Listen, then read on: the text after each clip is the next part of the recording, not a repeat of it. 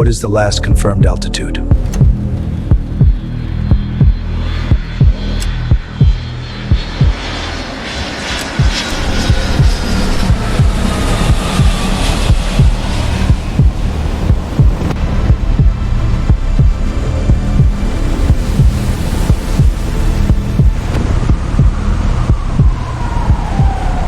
No, not our baby! What? They said she was too young to fly, This can't be but at real! 30,000 feet, with the pilot unconscious and the plane falling, Zawadi was the only one who could save them.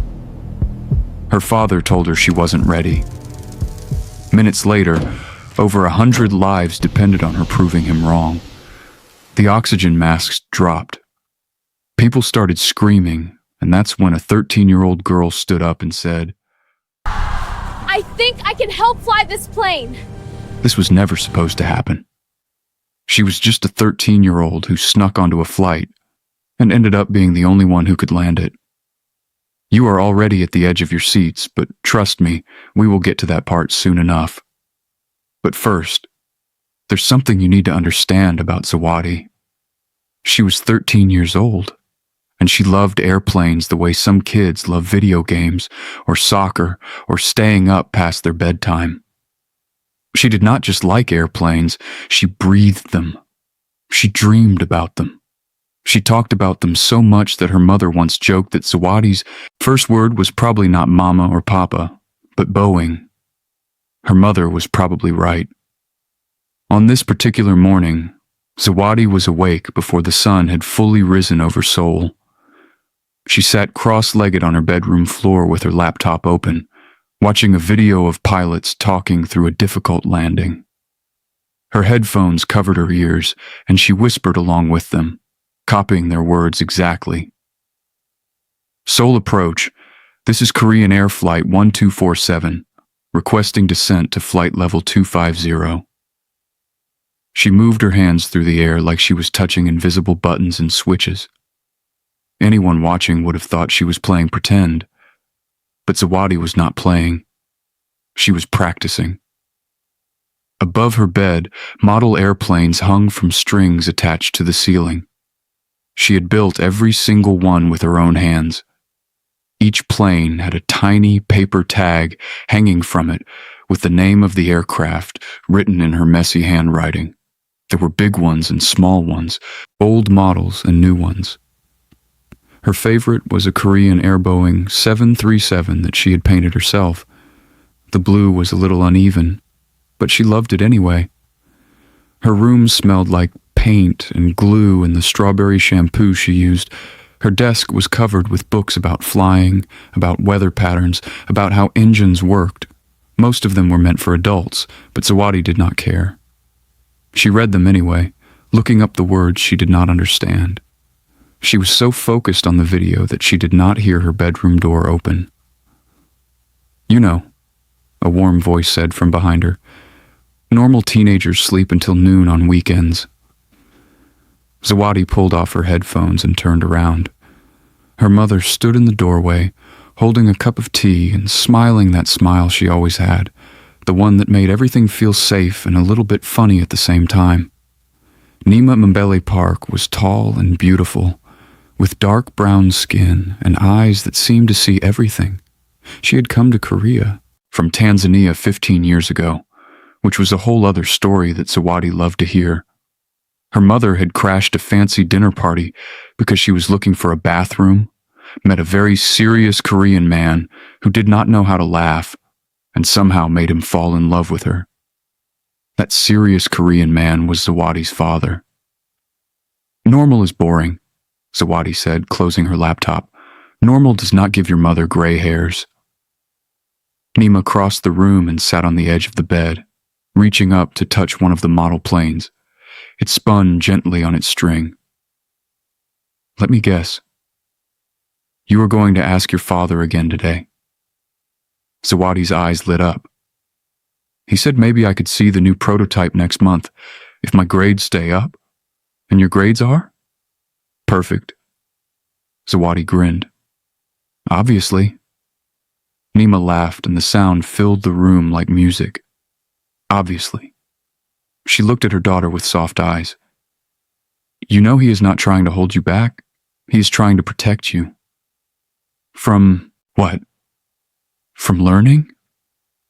From yourself, my love. Nima's voice became gentle, the way it always did when she was about to say something important. You are so much like him, Zawadi. You see something you want, and you cannot understand why the whole world does not just step aside and let you have it. But the world does not work like that. Not even for Park Jun-ho, and definitely not for a 13-year-old girl who thinks she is smarter than everyone else. I do not think I am smarter than everyone. Just most people? Zawadi tried not to smile. Maybe. Nima shook her head, but she was smiling too. Come. Breakfast is almost ready. And please, try not to start an argument before your father has had his coffee. You know how he gets. Zawadi did know. Her father without coffee was like an airplane without fuel. He could still exist, but he was not going anywhere good. She followed her mother downstairs, already thinking about what she would say to convince her father to take her to the hangar today. She had been working on her argument for 3 days. She had points. She had evidence. She had practiced in front of her mirror. Today was going to be the day.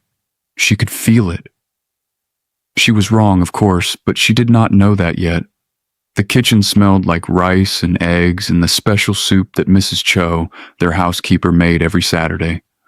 Mrs. Cho was a small woman with gray hair and quick hands, and she had been with the family since before Zawadi was born. She knew all of Zawadi's secrets, including the time Zawadi had accidentally set fire to a paper airplane in the backyard and blamed it on a bird. There was no bird, obviously. Birds do not carry matches. Good morning, little pilot, Mrs. Cho said, sliding a plate of food in front of Zawadi. Up early again, I see. I was studying. Studying. Mrs. Cho made a sound that was half laugh, half sigh. Your father studies reports. You study how to give us all heart problems. Zawadi wanted to argue, but she could not. It was true. She had a history. When she was 5 years old, she had wandered away from her parents during a tour of her father's airplane hangar. Somehow, and she still did not know exactly how, she had gotten past 2 security checkpoints. She had followed a man in a uniform who did not notice the tiny girl walking behind him. She had climbed into a parked airplane, and she had pressed buttons. Lots of buttons. The alarm that went off was so loud that people 3 buildings away heard it. Security guards came running from everywhere. Her father's face had been on the news that night, not because of his company's achievements, but because his 5-year-old daughter had exposed a security problem that made everyone look very, very bad. Zawadi had not understood what all the fuss was about. She just wanted to see how the buttons worked. Her father never let her forget that day. He brought it up every time she asked to come to the hangar. Every time she asked to learn more. Every time she asked for anything related to airplanes. Remember what happened when you were 5? He would say, You are not ready. Zawadi was getting really tired of hearing those words. She was halfway through her breakfast when her father appeared. Park Jun-ho walked into the kitchen at exactly 6:30. Because Park Jun-ho did everything at exactly the time he had decided to do it. He was already fully dressed in a dark suit, his hair perfectly combed, his shoes perfectly shined. He looked like he had been awake for hours, even though Zawadi knew he had only gotten up 30 minutes ago. Her father had the kind of face that always looked serious. Even when he was happy, his eyebrows stayed flat and his mouth stayed straight. Zawadi had seen him smile maybe 100 times in her whole life, and she remembered every single one. He had built his aviation company from nothing. Well, not nothing. He had started with a small loan and a very big dream, and now he owned airplanes and helicopters and even a few airports. People called him a genius. People called him a legend.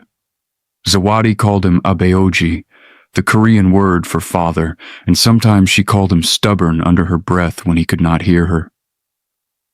He kissed Nima on the cheek, gave Zawadi a small nod, and reached for his tablet. This was their morning routine. He would read his reports, drink his coffee, and speak in short sentences until he had finished at least one full cup. Zawadi knew she should wait.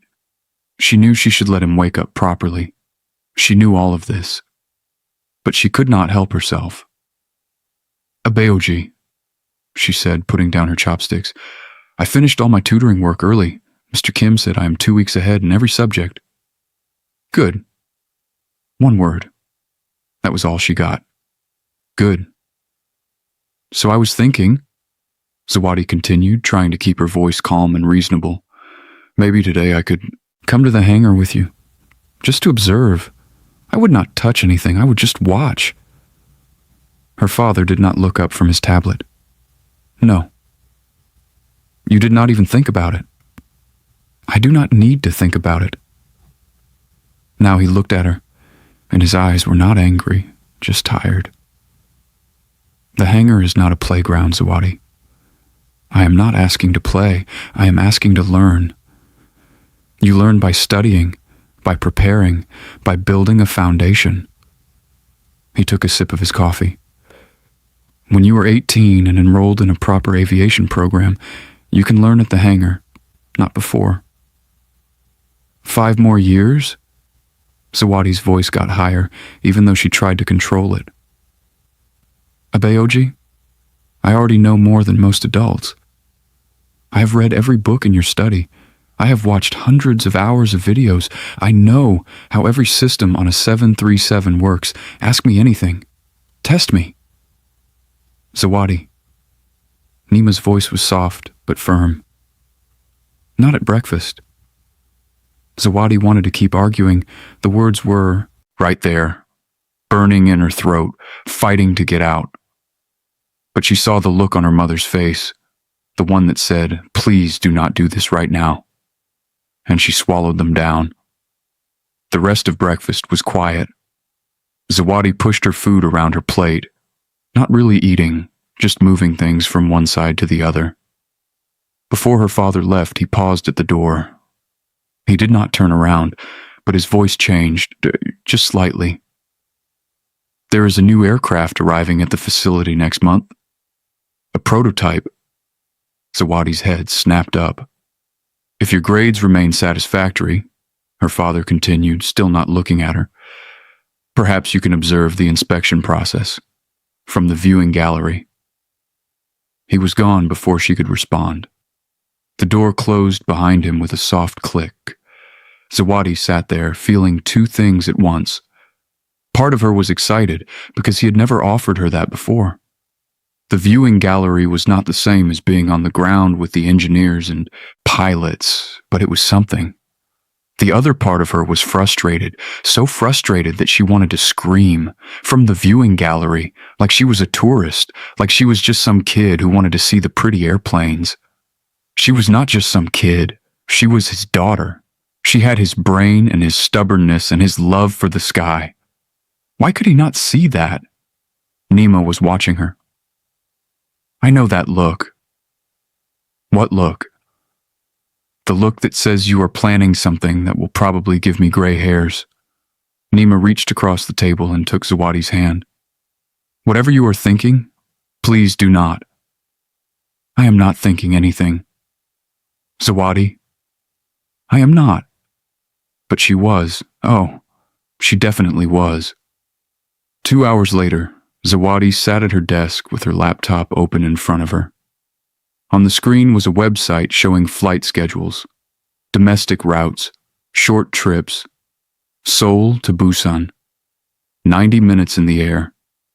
She had been looking at the same page for weeks, not planning anything, she told herself. Just looking, just curious. But today felt different. Today, after another conversation where her father treated her like a baby, something inside her had shifted. She was tired of waiting. Tired of being told she was not ready. Tired of watching from the sidelines while her whole life was right there in front of her, just out of reach. She knew what she was thinking was wrong. She knew her parents would be furious. She knew this was exactly the kind of impulsive decision her father always warned her about. But how was she supposed to know if she was really meant for the sky if she never got to test herself? She had been on airplanes before, plenty of times. International flights with her parents to Tanzania to visit her mother's family, or to America for her father's business meetings, or to other countries for vacations. But she had never flown alone. She had never felt what it was like to be up there without her father's hand on her shoulder, telling her what to notice, what to ignore. The Seoul to Busan flight was leaving in 3 hours. She could be there and back before dinner, technically. Or she could stay in Busan for a few hours, explore the airport, watch planes take off and land from that observation deck she had read about online. Her heart was beating fast. Her hands were a little sweaty. This was crazy. This was absolutely crazy. She pulled her small backpack from her closet anyway. She packed quickly before she could change her mind. Her phone, fully charged, a portable battery, her wallet, which contained the emergency credit card her mother had given her last year. For absolute emergencies only, Nima had said, "Do not make me regret this." Zawadi added a book, some snacks, and a hair tie. She changed out of her regular clothes and put on her school uniform instead.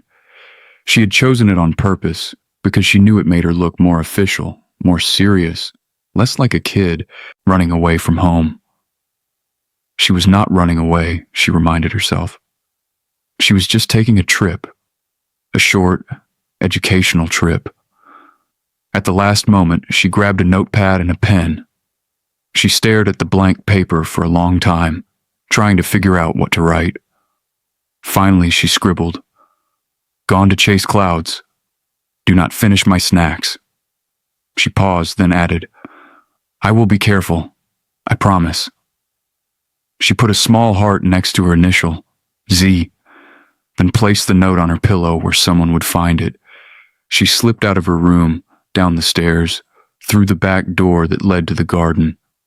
Mrs. Cho was in the kitchen, humming to herself, not paying attention. Her mother was upstairs, probably reading or making phone calls for work. Nobody saw her leave. The walk to the bus stop felt longer than usual. Zawadi kept her head down and her steps quick, expecting at any moment to hear someone calling her name. Her mother's voice, or Mrs. Cho's, or maybe even the security guard who usually stood at the front gate. But no one called. No one noticed. She got on the bus that would take her to Gimpo Airport and found a seat near the back. As the bus pulled away from the curb, she watched her neighborhood disappear through the window. Her stomach was doing flips. Part nervous, part excited, part terrified. She could not tell which feeling was the strongest. She was really doing this. Gimpo Airport was busy, even on a Saturday. People rushed past her with rolling suitcases and worried expressions, late for flights or looking for gates or trying to find the bathroom. Announcements played overhead in Korean and English, and sometimes Chinese, voices blending together into a wall of sound. Zawadi moved through the crowd with her shoulders back and her chin up. She had watched her father walk through airports many times, and she copied his style now. Confident, purposeful, like she knew exactly where she was going and everyone else should get out of her way. It worked better than she expected. She approached the check-in area for domestic flights, her heart pounding so hard she could feel it in her ears. A woman in an airline uniform looked up as she approached. "Good morning. Are you traveling alone?" Zawadi kept her voice steady. "I am meeting my father in Busan. He works in aviation. Park Junho? He sent me ahead." The woman's eyebrows went up slightly at the name. Everyone in Korean aviation knew Park Junho. He was famous. He was respected. He was the kind of man whose name opened doors. "Of course," the woman said, her whole attitude changing. "Let me help you to your gate." Zawadi felt a twist of guilt in her stomach. She was using her father's name to do exactly what he would never allow. She was lying to strangers. She was breaking rules. But she followed the woman through the airport anyway, her boarding pass in her hand, her backpack on her shoulders. This was just one flight, she told herself. Just one small adventure. What was the worst that could happen? The airplane was bigger than she expected from the inside. Or maybe it was smaller. She could not decide. She had been in airplanes before, but this time everything felt more real, more vivid, more intense. Maybe because she was alone. Maybe because she was not supposed to be here. She found her seat, a window position that she had chosen on purpose. Zawadi always wanted the window. She wanted to see everything, to watch the ground fall away, to see the clouds up close. She settled in, putting her backpack under the seat in front of her and fastening her seatbelt. She was trying to look calm, but her leg was bouncing up and down, like it had a mind of its own. A woman appeared in the aisle, looking at seat numbers. She was maybe in her late 30s, with tired eyes and a kind face. When she saw Zawadi in the window seat, she looked surprised for just a second, then smiled warmly. "Traveling alone?" she asked, settling into the aisle seat. She left the middle seat empty between them, which Zawadi appreciated. "That is very brave." "I'm meeting my father in Busan," Zawadi said. The lie came out easier this time. "Ah," the woman nodded. "I'm going home to see my son. He is about your age, I think. 13? "Yes. He would never travel alone. Too nervous." She laughed softly and the sound was warm and real. "I am Mrs. Yoon Soo-min. Zawadi Park. Zawadi." Mrs. Yoon repeated the name slowly, like she was tasting it. "That is beautiful. What does it mean?" "Gift. It is Swahili." "A gift?" Mrs. Yoon's eyes crinkled when she smiled. "That is lovely. I am sure you are one." Zawadi did not know what to say. She was used to the way strangers in Korea sometimes looked at her, with curiosity or confusion or careful politeness that kept her at a distance. Her dark skin and her African name made her stand out. She was used to being a question mark, someone people did not know how to place. But Mrs. Yoon was different. She looked at Zawadi like she was just a person, a kid on an airplane, nothing more and nothing less. "Thank you," Zawadi managed. "Is this your first time flying alone?"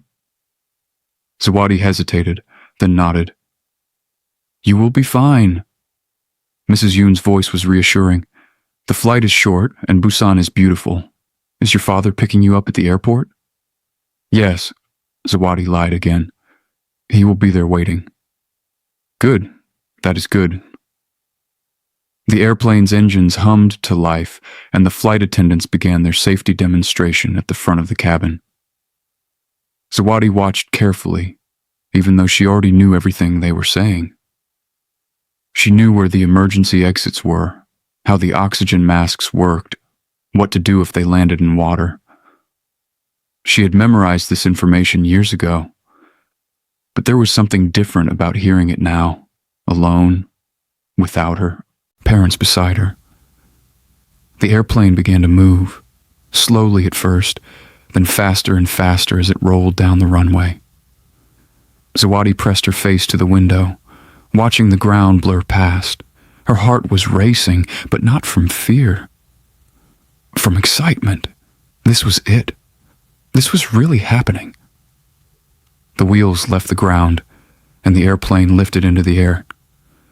Zawadi watched Seoul shrink below her, the buildings becoming tiny boxes, the cars becoming colored dots, the Han River becoming a silver ribbon cutting through the city.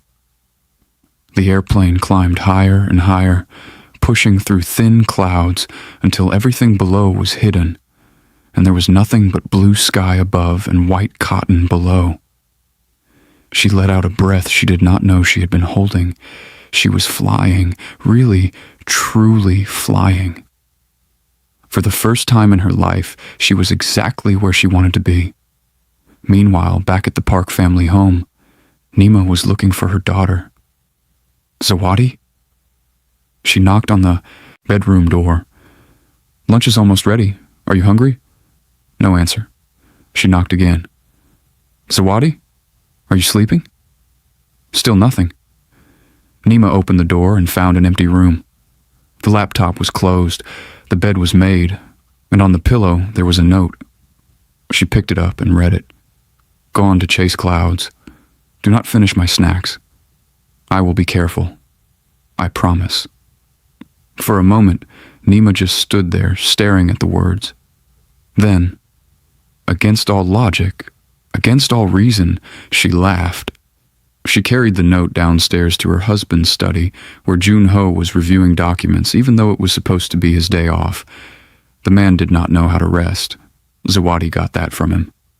Your daughter left us a note, Nima said, handing him the paper. Jun-ho read it. His face went through several expressions, one after another, like clouds moving across the sky. Confusion, annoyance. And then, just for a second, something that looked almost like amusement. Chase, clouds, he muttered. She gets this from you. From me? Nima raised her eyebrows. I am not the one who tells her flying stories every single night. Stories are meant to inspire, not to encourage rebellion. And yet, here we are. Jun-ho put down the note and reached for his phone. I will call security, have them find her location. She's probably at the airport observation deck again, watching planes take off. You do not think she actually got on a plane? Domestic flights require identification and booking. She does not have access to. He stopped mid-sentence. His eyes met Nima's. She has the emergency card you gave her. Nima's smile faded. She would not. You just told me not to underestimate her. The next 20 minutes were tense. Jun-ho made phone calls. Security teams contacted airport personnel. Records were checked, passenger lists were scanned, and slowly the truth became clear. Zawadi Park had boarded a domestic flight to Busan. She was currently 30,000 feet in the air, somewhere over the Korean peninsula, and she had no idea that her parents had already discovered what she had done. Jun-ho put down his phone and stared at nothing for a long moment. Nima watched him, trying to read his expression. Just like when she was 5, Nima said quietly. Worse than when she was 5. His voice was tight. She knew better then. She definitely knows better now. What do we do? Jun-ho was already standing. I will contact the airline. Have them alert the flight crew so she is supervised when she lands. Then we will fly to Busan ourselves and have a very long conversation about consequences. She is going to hate being treated like a lost child. Good. Maybe she will think twice before pulling something like this again. Nima touched his arm. She is safe, Jun-ho. She is just being impulsive, just being young. She is being dangerous. But his voice softened slightly. And yes, she is safe. For now. He made the call to the airline. The conversation was brief and professional. Everything was under control. Zawadi would be met by crew members when the plane landed. She would be kept safe until her parents arrived. It was handled. Everything was fine. Neither of them knew that in less than 30 minutes, everything would change. Neither of them knew that the flight their daughter was on was about to become front-page news. And neither of them knew that the girl they thought was not ready was about to prove them all wrong. But that part of the story comes next. Give this video a like right now if you support Zawadi's choice of chasing her dreams fearlessly. Let me know in the comments what you would do if you have an overzealous daughter like Zawadi. Up in the sky, Zawadi had no idea that her parents had found her note. She had no idea that phone calls were being made or that security teams were tracking her location. She had no idea that her father was already planning the lecture he would give her when she landed. All she knew was that she was happy. The airplane had been in the air for about 45 minutes now, cruising smoothly through a bright blue sky. Below them, clouds stretched out like a fluffy white blanket, and above them, the sun was shining so brightly that Zawadi had to squint when she looked out the window. Mrs. Yoon had fallen asleep beside her, her head tilted back against the seat, a soft snore escaping every now and then. Zawadi found this funny but also kind of sweet. Mrs. Yoon reminded her of her own mother, the way she talked, the way she smiled, the way she made Zawadi feel comfortable even though they had just met. Zawadi pulled out the book she had packed, a story about a girl who wanted to be an astronaut. She had read it 3 times already, but she loved it anyway. There was something nice about reading a story you already knew. No surprises. No scary parts jumping out at you, just familiar words and familiar feelings. She was 2 chapters in when the airplane shuddered. It was small, barely noticeable, like someone had bumped the plane from outside. Zawadi looked up from her book, her attention suddenly sharp. She knew about turbulence. She had read about it many times. Clear air turbulence happened when you flew through air that was moving in different directions. Convective turbulence happened near thunderstorms. Mechanical turbulence happened near mountains. Most of it was minor, more annoying than dangerous, like driving over a bumpy road. But something about this bump felt different. Another shudder came, stronger this time. Mrs. Yoon woke up, blinking and confused. "What was that?" she asked, her voice still thick with sleep. "Turbulence," Zawadi said, keeping her voice calm even though her heart had started beating a little faster. "Probably just some rough air. It happens, sometimes." The seatbelt sign above their heads lit up with a soft chime. A flight attendant's voice came over the speakers, pleasant and professional. "Ladies and gentlemen, we are experiencing some turbulence. Please return to your seats and make sure your seatbelts are securely fastened. Thank you." Zawadi checked her seatbelt. It was already tight. She had not unbuckled it since takeoff. Mrs. Yoon fumbled with hers, her fingers clumsy. "I hate turbulence," she admitted. "It always makes me nervous." "It is normal," Zawadi said. "Airplanes are built for this. The wings are designed to flex. The whole structure can handle way more stress than a little bumpy air." Mrs. Yoon looked at her with raised eyebrows. "You know a lot about airplanes. I like to read. I can tell." The plane jolted hard, so hard that Zawadi's book flew out of her hands and landed somewhere under the seat in front of her. Around the cabin, voices rose in surprise. Someone gasped. A child somewhere behind them let out a frightened cry. Then another jolt, and another. The ride became rough, really rough. The airplane shook like it was being grabbed by a giant hand and rattled back and forth. Overhead compartments rattled. A coffee cup that someone had left on a tray table crashed to the floor, spilling brown liquid everywhere. The child behind them was crying now, loud and scared, while a woman's voice tried to comfort him. Mrs. Yoon grabbed Zawadi's hand and squeezed tight. Her face had gone pale, her eyes wide. "Is this normal?" she asked, her voice high and thin. "This does not feel normal." Zawadi wanted to say yes, this is fine, everything is okay. But the words stuck in her throat because she was not sure anymore. She looked out the window and saw why. They had flown into clouds, not the pretty white, fluffy kind from before, but dark ones, thick and gray and angry looking.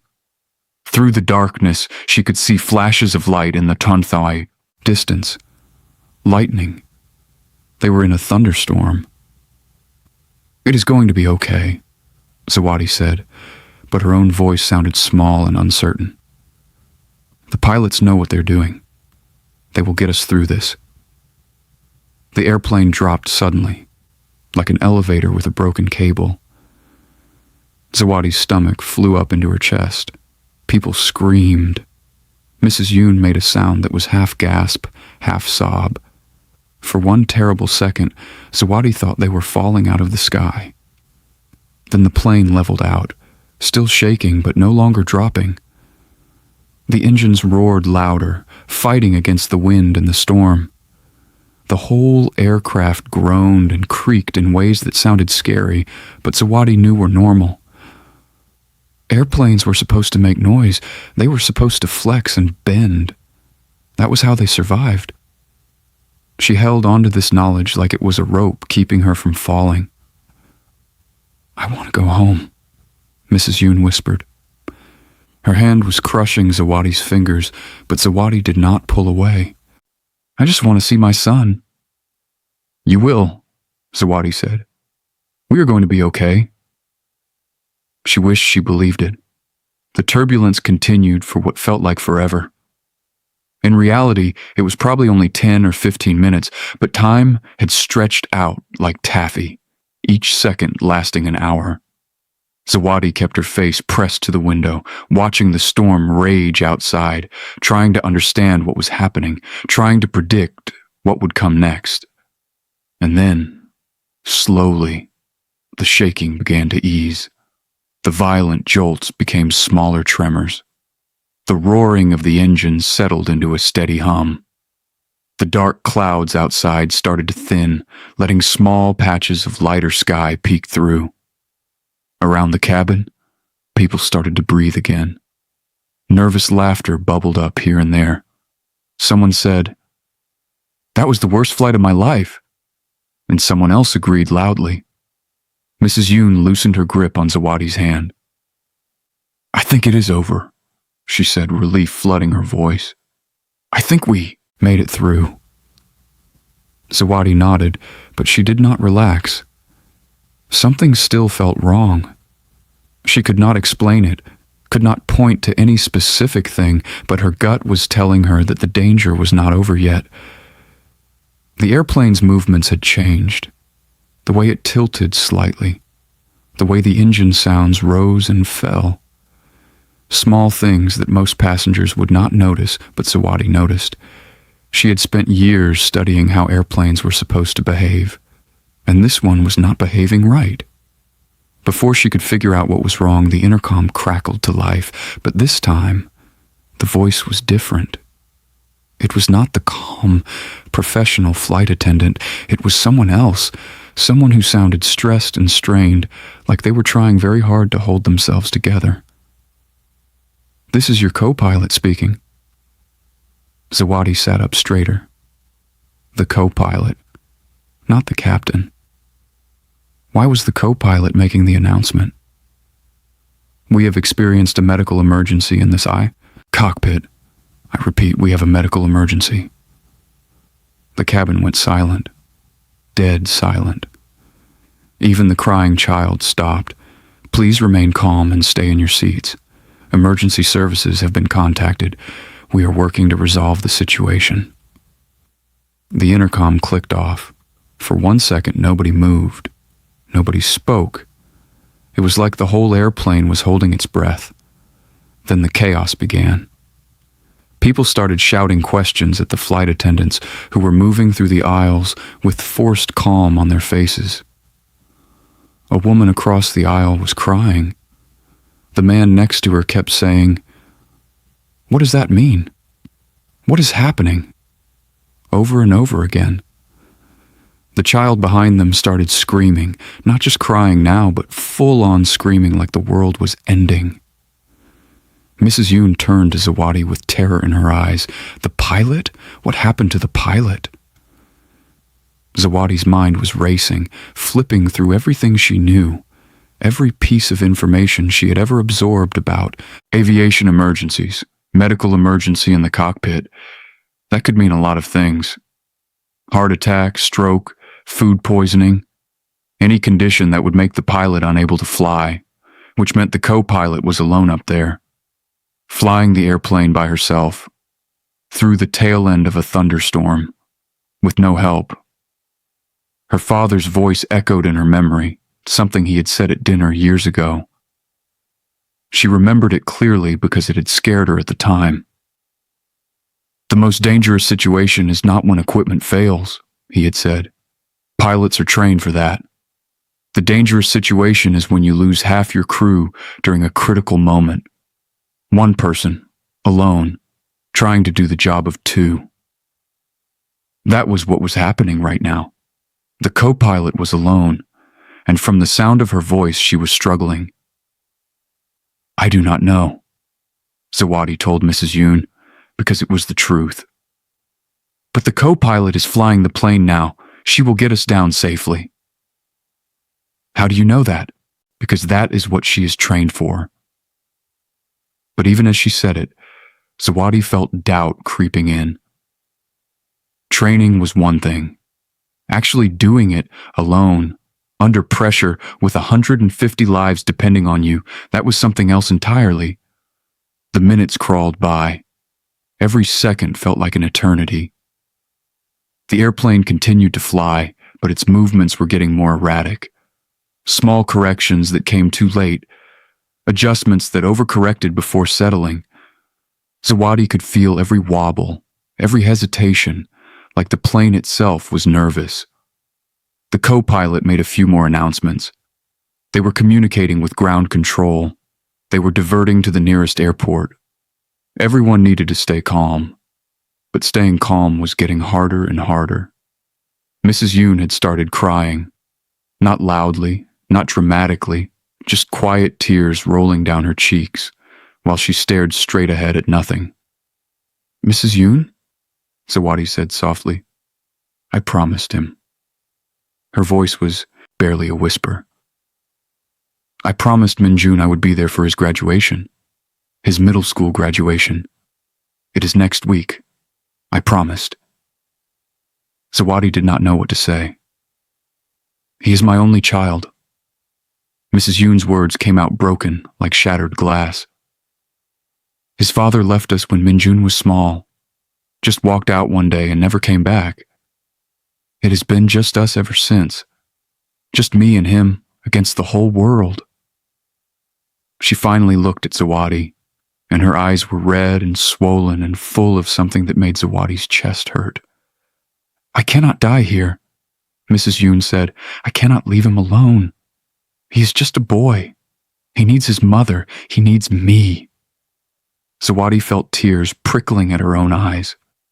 She thought about her own mother, the way Nima laughed, the way she smelled like vanilla and coffee, the way she always knew exactly what to say to make things better.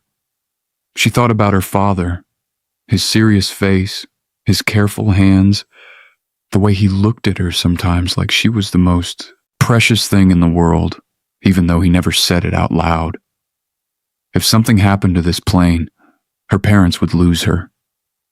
They would spend the rest of their lives knowing she died because of a stupid, impulsive decision to chase clouds.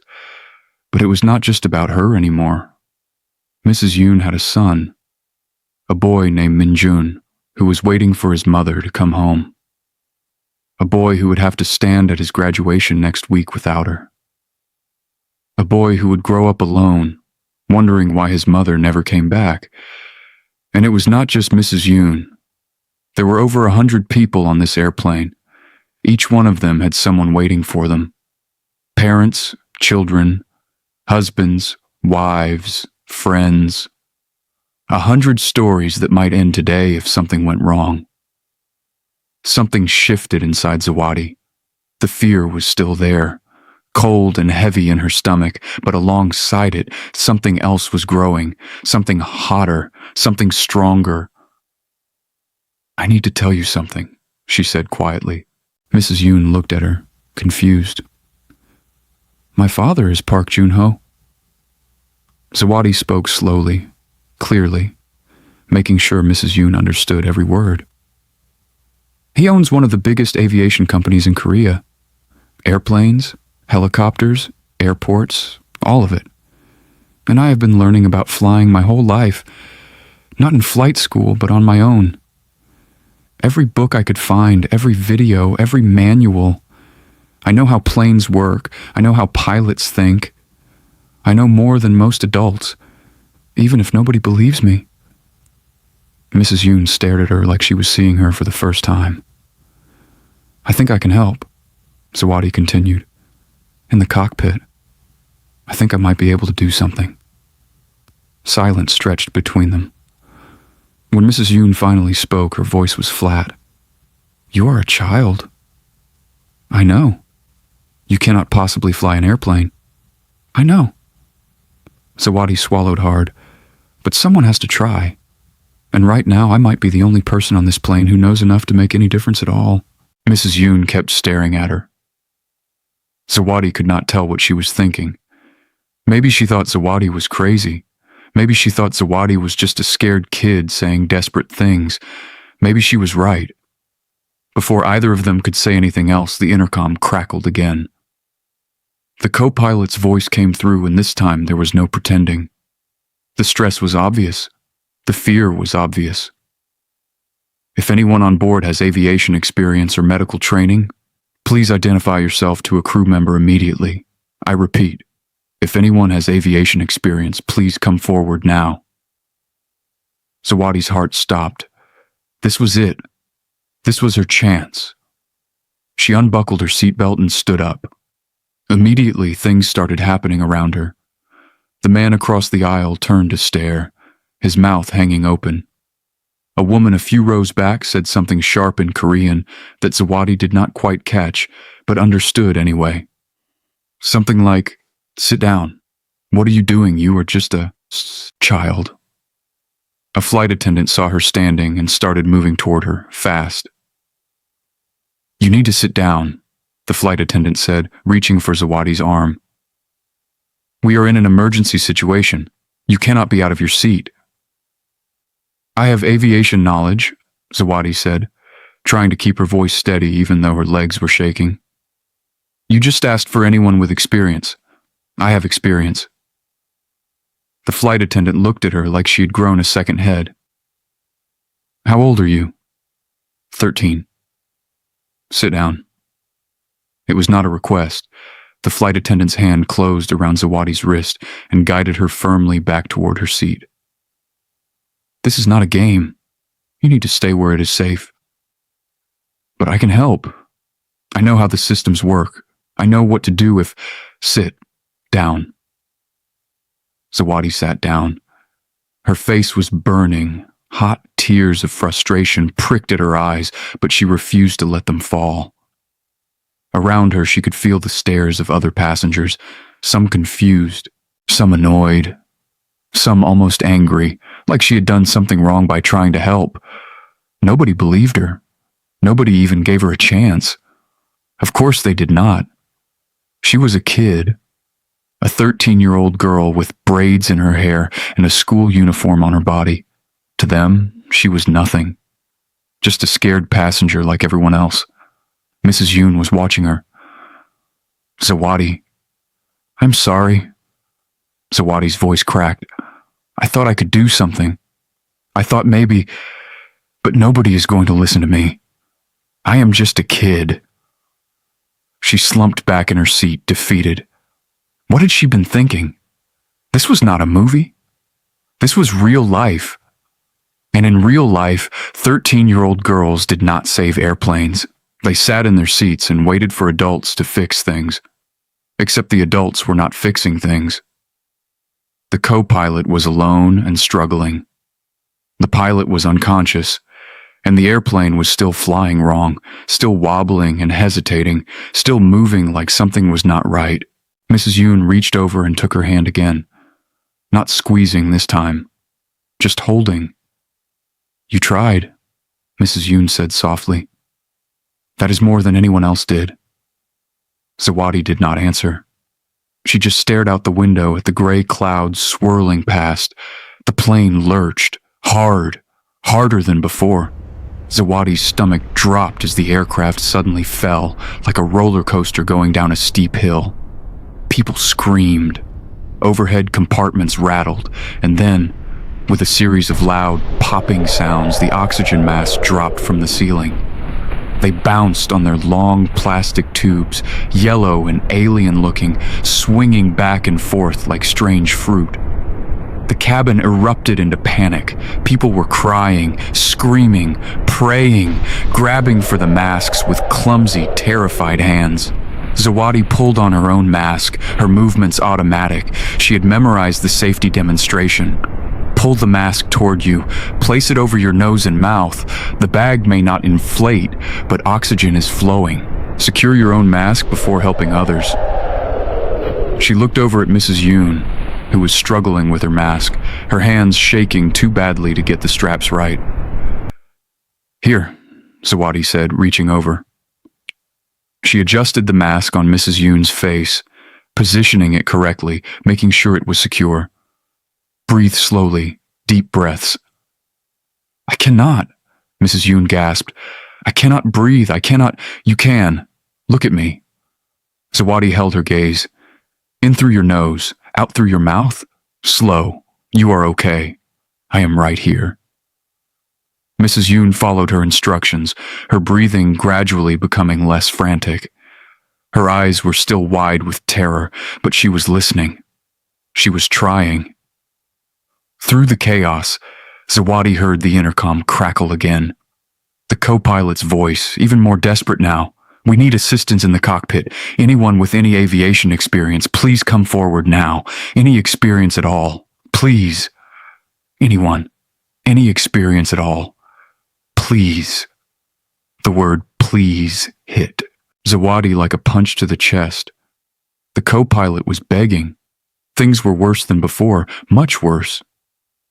She looked at Mrs. Yoon. Mrs. Yoon looked back at her, and something in the older woman's expression changed. The fear was still there, but underneath it, something else, something like hope. "Go," Mrs. Yoon said. "They will not listen to me." "Then make them listen." Mrs. Yoon squeezed her hand hard. "You said you could help. So help, for my Minjun, for everyone's Minjuns, for all the sons and daughters waiting for us to come home."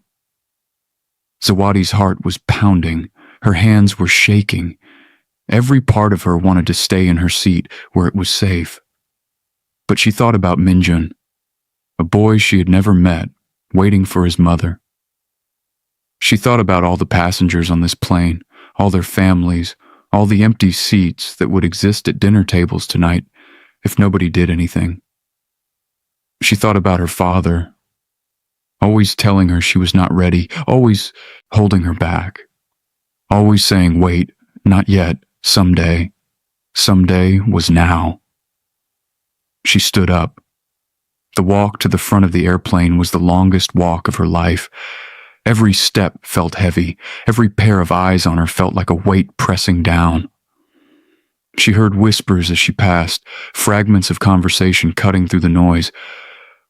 What is that child doing? Where is she going? Someone stop her.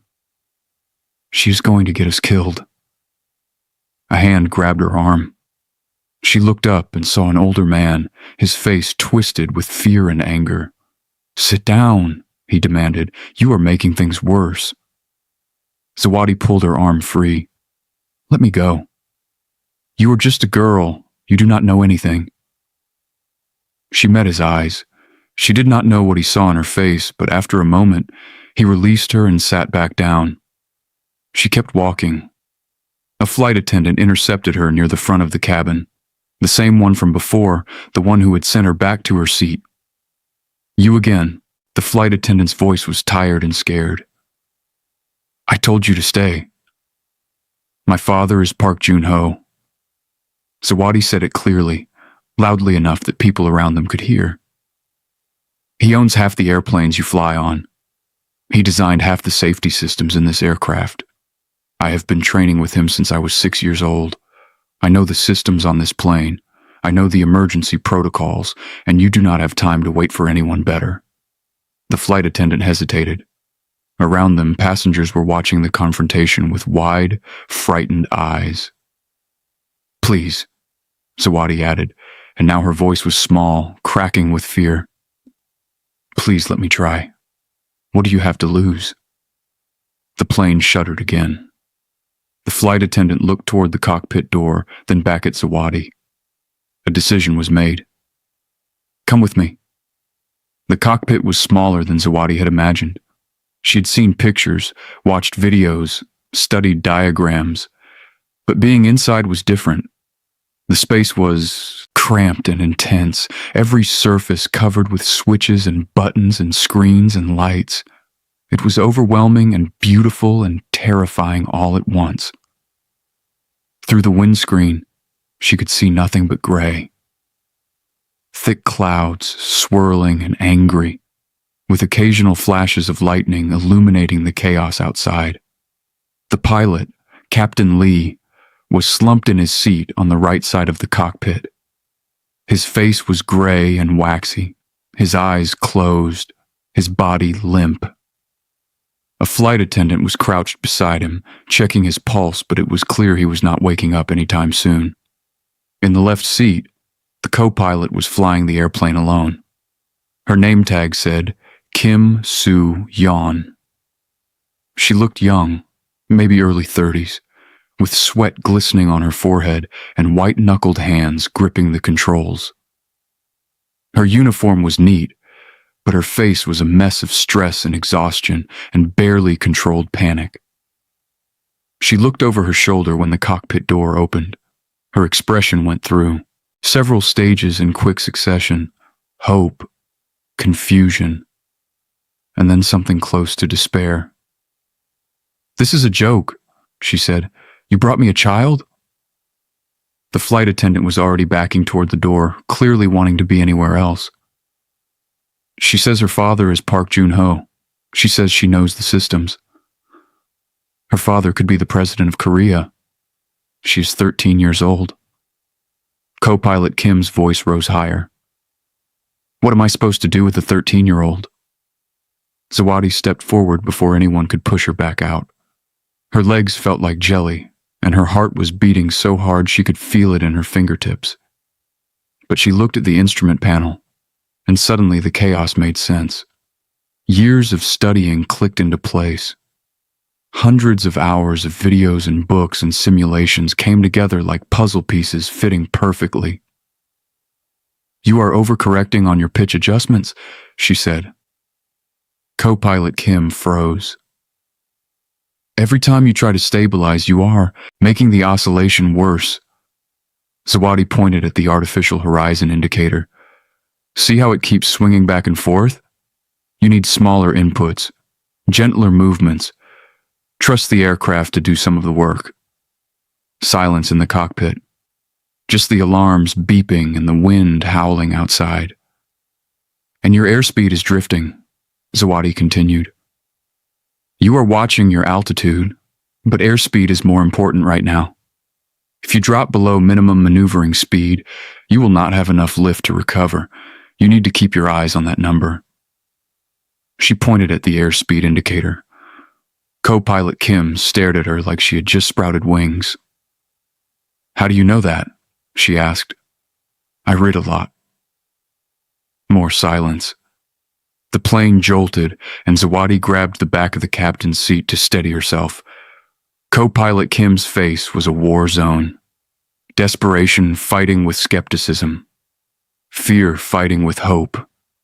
Anger fighting with something that might have been the beginning of belief. "Do you have any idea what happens if we crash?" she demanded. "Do you have any idea what happens to me if I let a child into this cockpit and something goes wrong? My career will be over. My life will be over." "Only the living can get fired," Zawadi said quietly. The words hit hard. Co-pilot Kim flinched like she had been slapped. "If we crash," Zawadi continued, "nobody will care about your career. Nobody will care about rules or protocols or who was supposed to be in here. They will only care that we are dead." She paused. "If it makes you feel better, my father is Park Jun-ho. The Park Jun-ho. The one who built half the training systems you probably used. The one whose safety protocols have saved hundreds of lives. He's been teaching me since before I could read. Recognition flickered in co-pilot Kim's eyes. The name meant something.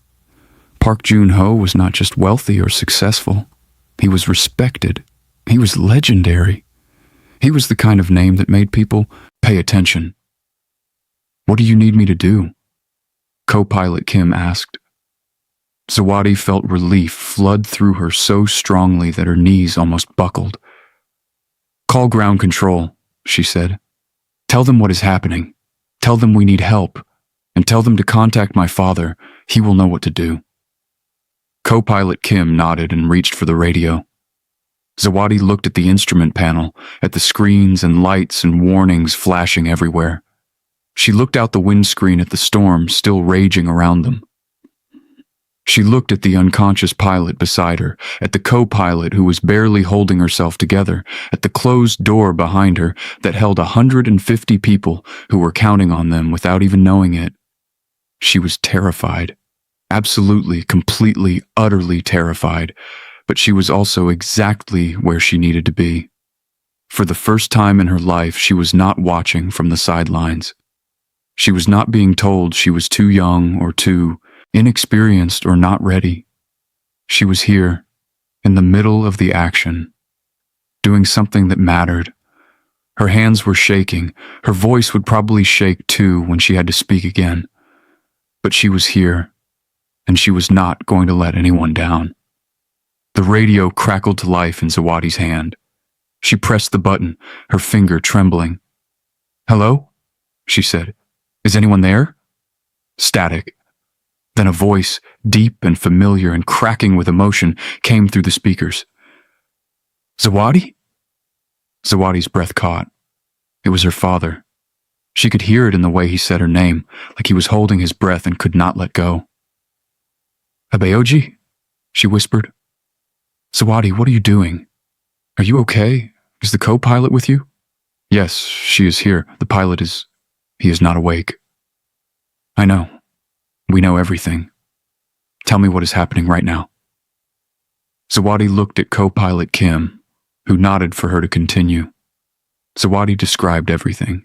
She could see the storm outside, the pilot's condition, the warnings on the dashboard, the way the plane felt wrong in the air.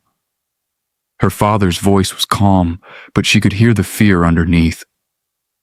"You are doing great. Just tell me what the screens say. Read me the numbers." She read off altitude, airspeed, heading. Her voice shook, but she kept it steady enough to be understood. "Good. Now tell the co-pilot to reduce throttle slowly, not too fast. We want to start coming down, but we need to do it gently." Zawadi turned to co-pilot Kim. "He says reduce throttle slowly." Kim's hands were shaking on the controls, but she moved them carefully. The plane's nose dipped slightly. "That is good," Joon-ho said. "Now adjust the pitch. Pull back just a little. Not hard. Just enough to keep us from dropping too fast." Zawadi relayed the instruction. Kim obeyed. For the next few minutes, Zawadi became a messenger. Her father's voice in her ear, her voice in the cockpit, Kim's hands on the controls. They were 3 people, spread out over hundreds of kilometers, all trying to keep one airplane in the sky. Zawadi's fear did not go away. It was still there, a cold stone in her stomach. But now it had a purpose. She had a job to do. She had to listen carefully. She had to say the words right. She had to not mess up. "We are losing altitude too fast," her father said suddenly. "Tell her to level off. Push the nose down just a bit. We need to stabilize." Zawadi said it. Kim did it. "Good. Now check your heading. You are drifting east. Correct 5 degrees to the left." "Correcting left," Zawadi repeated. She could feel the plane's path changing. A slow, smooth turn. It was working. Her father was helping them. He was guiding them through this like he was right there in the cockpit. "You are doing well, Zawadi," her father said. and those words, "You are doing well," filled her, up so full she thought she might burst. She had waited her whole life to hear him say that about flying. "We are approaching the edge of the storm," Junho continued. "The turbulence should ease soon, but we need to get below the clouds. Can you see the ground yet?" Zawadi looked out the window. The gray was starting to thin. She could see patches of green below. "I see land," she said. It is getting clearer." "Good. That is good. Now we need to think about where to land. The closest airport is Gimhae in Busan. It is about 20 minutes away if we maintain this speed and descent." "Gimhae," Zawadi repeated.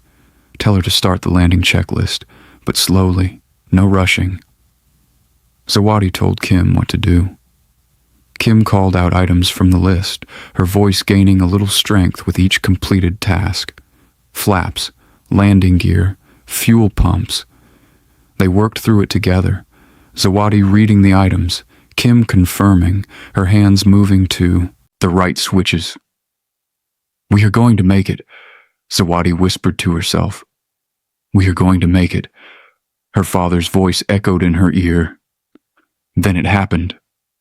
The radio fizzed, a burst of static, loud and sharp.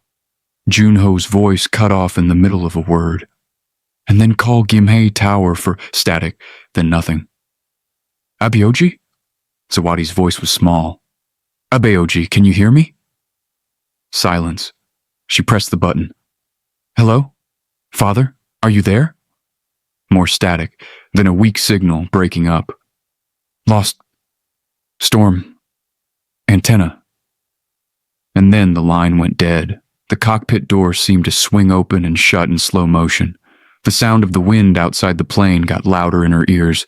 The alarms beeping on the dashboard sounded like they were shouting. Co-pilot Kim's head snapped around. "What happened?" "We lost him," Zawadi said, her voice flat. "The radio is dead." Kim's face went white. "Dead? Completely?" "I do not hear anything." Kim tried the other frequencies. She called out, her voice tight with panic. "Gimhae approach. This is Korean Air Flight. Can anyone hear me? Over." Nothing. Just the hiss of empty airwaves. "The storm must have damaged something," Kim said, her voice rising. "The antenna, the relay. We are cut off." Zawadi stared at the dead radio. Her father's voice was gone. His calm, steady voice that had been guiding them like a lifeline. Gone. She had been so sure he would get them through this, so sure that as long as he was on the other end, they would be okay. Now they were alone. Kim turned to her, her eyes wide with a new kind of fear. "What do we do? We cannot land without instructions. We do not even know which runway is clear. We could crash. We could... Stop." Zawadi's own voice surprised her. It was not a scared voice. It was her father's voice, the one he used when things were bad and someone needed to be calm. "We are not crashing. You do not understand. Without ground control, we are flying blind. We have to guess at everything, the wind, the runway, the other planes. He told us." Zawadi's mind was racing, pulling up every word her father had said in those last few minutes. "Before we lost him, he said Gimhae. Runway 32 left. He said it was clear." "Are you sure?" "I am sure." She was not. She was terrified.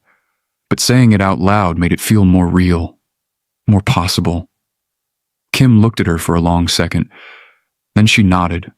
A sharp, desperate movement. "Okay. Runway 32 left. We will aim for that." The plane shuddered again, a hard jolt that threw Zawadi against the seat back. The storm was not over. The clouds were still thick outside. They were flying blind in more ways than one. "We need to get below these clouds," Zawadi said, thinking out loud. "We need to see the ground. The instruments will tell us our altitude. But we need to actually see the runway. Kim was already working the controls, adjusting their descent. We are coming down, but we are coming down fast. Slow it down. Gentle. We do not want to drop too quickly. Kim tried, but the plane felt different now, heavier, harder to control. Maybe it was the storm. Maybe it was the stress. Maybe it was the fact that they were two people trying to do the job of three. Zawadi's eyes were glued to the window. The gray clouds started to break apart. She saw glimpses of green, hills maybe, or fields. Then more green, and shapes that might be buildings. "I see the ground," she whispered. Kim nodded, not taking her eyes off the instruments. "Altitude is 4,000 meters, still high." "Keep coming down, slowly." They descended. The clouds thinned. The green below became clearer. Zawadi could make out roads now, tiny, cars moving like ants. And then she saw it, the airport, Gimhae International Airport. Two long strips of gray concrete cutting through the green. And on one of them, she could see flashing red and blue lights. Emergency vehicles, they were waiting. "They are there," she said, her voice thick with relief. "They are waiting for us." Kim saw it too. "Runway 32. That is the one on the left. Yes? Yes. That is the one." Kim turned the plane slowly, lining up with the runway. Zawadi watched the concrete grow larger and larger in the windscreen. Her heart was pounding so hard she could feel it in her throat. This was it. They were going to land. But they were still too high, too fast. "We need to lose more altitude," Kim said. "But if we drop too fast, we will hit the ground hard. We could break the landing gear." "Reduce throttle more," Zawadi said, remembering her father's instructions. "Gentle, and pull back on the stick, just a little, to slow our fall." Kim did it. The plane's nose lifted slightly. The ground seemed to rise slower now. 500 meters, Kim called out, reading the altimeter. 400, 300. Zawadi could see every crack in the runway now. She could see the emergency vehicles scattered on either side, their lights swirling. She could see the white lines marking the edges. 200, Kim said. 100. "Flare," Zawadi said, the word coming from somewhere deep inside her. "Smooth and steady. Pull back gently. Trust the plane." Kim pulled back on the control column. For one terrible second, nothing happened. The runway rushed up at them. Zawadi's breath caught. Then the plane's nose lifted. The descent slowed. The wheels were still in the air, but they were closer, closer, closer. Thump. The impact was harder than Zawadi expected. It jolted through the whole aircraft, making her teeth snap together. But the wheels touched. They were on the ground. The plane bounced once, a scary, heavy bounce that made Zawadi's stomach fly into her throat. But then the wheels settled. The brakes engaged with a loud screech. The plane slowed, shuddering along the runway. They were down. They were safe. Kim let out a sound that was half sob, half laugh. She was crying, silent tears streaming down her face as she worked the brakes, her hands finally steady. Zawadi could not cry. She was too empty, too full, too everything. She just stared out the window at the runway rushing past, at the grass on either side, at the control tower in the distance. They had done it. They had actually done it. The plane slowed and finally turned off the runway onto a taxiway. Emergency vehicles rushed toward them, lights flashing. Kim set the parking brake and shut down the engines. The sudden quiet was shocking after all the noise and wind and alarms. In the silence, Zawadi reached for the intercom button. Her hand was still shaking, but she pressed it anyway. This is... She stopped. What was she supposed to say? She was not the captain. She was not even a real pilot. She was just a girl. This is Zawadi Park, she said finally. We have landed safely at Gimai Airport. Emergency services are coming. Please stay in your seats until the crew tells you it is okay to move. Her voice cracked on the last word. Thank you for trusting us. She let go of the button and slumped back in her seat, her whole body shaking now that the adrenaline was fading. Behind her, she heard it, the sounds of the cabin. Crying, laughing, people shouting, someone clapping, then more people clapping. It built into a wave of noise, a roar of relief and joy and disbelief. They had made it. In the control tower at Gimai Airport, the room was chaos, but a happy chaos. They are on the ground, someone shouted. Runway 32 left. They made it. Controllers were hugging, high-fiving, crying. The tension of the last hour released in a flood of emotion. Visual confirmation, another voice called. It is the flight. They are taxiing to the emergency area. The tower manager, a woman with gray hair and kind eyes, wiped her own eyes and grabbed a microphone. All emergency units, the aircraft is on the ground and mobile. Proceed to assigned positions. Great work, everyone. She set the microphone down and turned to her team. I do not know how they did it, but they did it. No one knew yet that a child had been guiding the landing. They just knew the impossible had happened. A plane in distress, a pilot down, a storm, and somehow, miraculously, a safe landing. In Seoul, at the main aviation control center, the silence had lasted exactly 3 minutes and 17 seconds. Park Jun-ho was still on his knees on the cold floor, his face in his hands. Nima was beside him, holding him, her own tears wetting his shirt. The room was quiet. Too quiet. Everyone was watching the screens, waiting for something, anything, to happen. Then a technician yelled, "Contact! We have contact again. The transponder signal is back." Junho's head snapped up. What? The aircraft is on the ground. Gimhae is reporting they have landed safely. Junho could not move, could not think. The words made no sense. Landed, safely, how? Sir? The technician was looking at him, confused. Should we congratulate them? Junho stood up on legs that felt like jelly. He looked at the screen, at the little green dot that meant his daughter was alive. Alive and on the ground. Yes, he whispered. Then louder. Yes, yes, congratulate them. He turned to Nima, and she was already smiling through her tears, pulling him into a hug that lifted his feet off the floor for a second. She did it, Nima was saying. Our baby did it.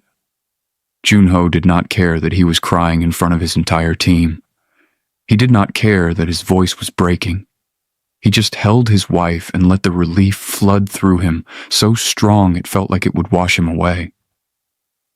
We need to get to Busan, he said finally, pulling back. Now. The airline is arranging a flight, someone told him. It will be ready in 20 minutes. Good. We will be on it. As they hurried out of the control center, Junho's phone buzzed, a text from an unknown number. Your daughter is a miracle. We are safe. Thank you. It was from co-pilot Kim.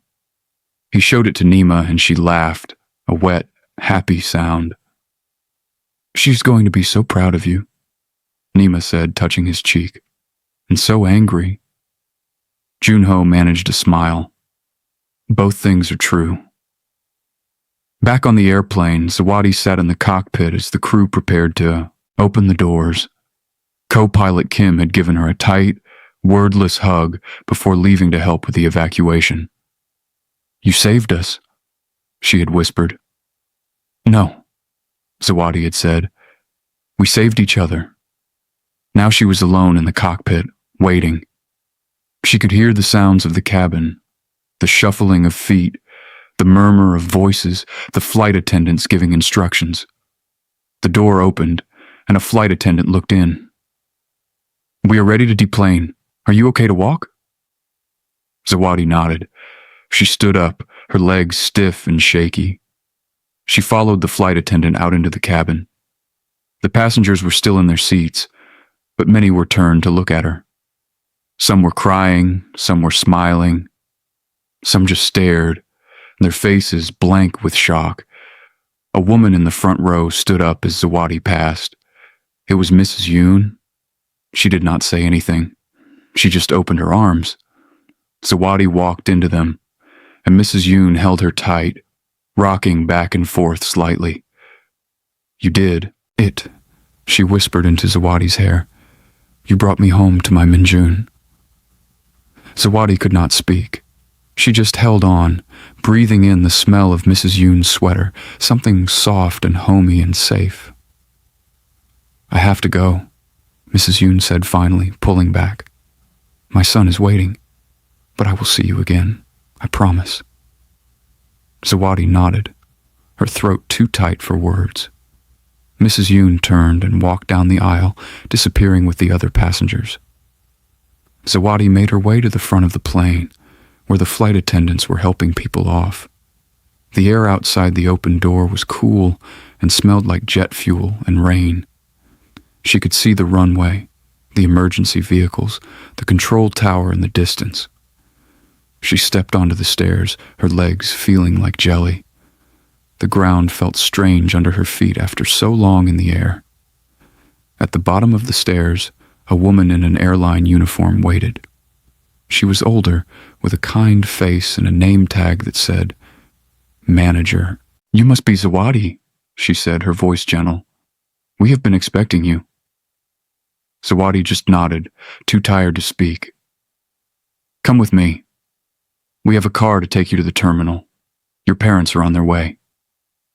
Zawadi followed her, her backpack slung over one shoulder. She felt like she was moving through a dream. Everything was bright and loud and unreal. In the terminal, they took her to a small, quiet room away from the crowds.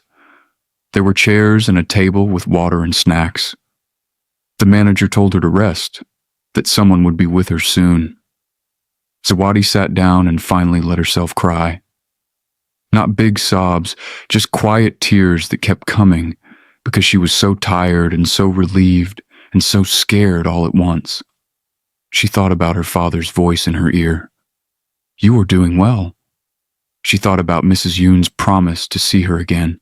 She thought about the plane, safe on the ground, everyone alive. She had done it. She had actually done it, but she was also just a kid. A very, very tired kid who wanted her mom and her dad and her own bed.